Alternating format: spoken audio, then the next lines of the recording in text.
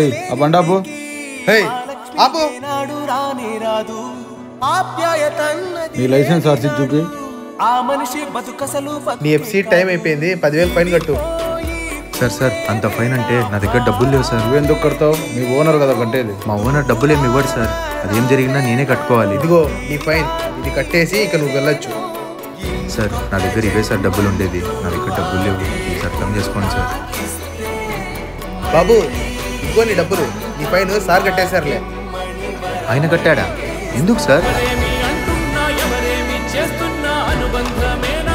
రే sir, నన్ను ఎలా గుర్తుపట్టారు?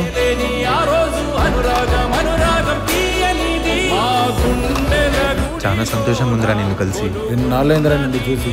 ఎక్కడికి వెళ్ళిపోయావురా? ఇప్పుడు నన్ను వదిలి ఎక్కడే లేవు కదా.